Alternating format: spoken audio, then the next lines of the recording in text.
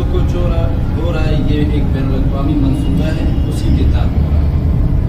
اب تک اس معاملے میں جہاں تک میں نے غور کیا ہے 4 قسم کے آراء سامنے آئے ہیں۔ ایک رد عمل میں آپ کہہ سکتے ہیں کہ ہمارے ہندوستان اور پاکستان کی جو علماء ہے، دیوبندی علماء اور جو سنجیدہ طبقہ عوام کی طرف سے جو رد عمل ہے وہ یہی ہے کہ یہ غلط کام ہے۔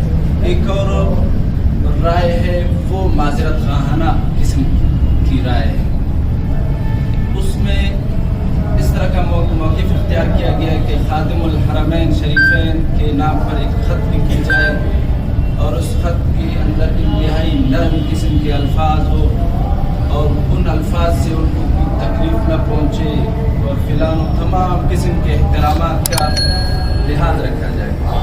اور تیسری رائے یہ ہے جو مولانا صاحب نے آپ حضرات کے سامنے پیش کیا اور یہ سمجھنے کی رائے اس پر کوئی سیاست کرنے کی ضرورت نہیں ہے، کیونکہ جو کچھ ہو رہا ہے وہ ایک بین الاقوامی منصوبے کے تحت ہو رہا ہے۔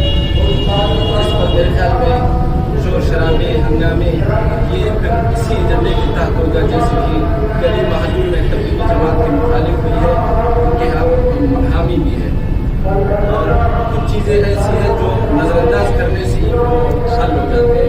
یہ حکمت اعراض جس کو کہتے ہیں، اس طرح کی چیزوں سے اعراض برتی جائے۔ مولانا صاحب کا بھی یہ موقف ہے، جہاں تک میں نے سمجھا ہے گزشتہ جمعہ مولانا صاحب نے یہ بیان بھی کیا ہے۔ جب لوگ پہنچے تو میں نے موبائل کھول کر دیکھا تو مولانا صاحب کا بیان چل رہا تھا۔ میں نے جب بیان سن لیا تو وہی موقف تھا جو میرے خیال میں ہم لوگ سن رہے تھے، وہ تقریباً میں نے ریکارڈ بھی کیا۔ میرے خیال والا موقف بھی اور مولانا صاحب کا بیان آپ کو مدرسہ کی جامعہ کے پیج پر سن سکتے ہیں۔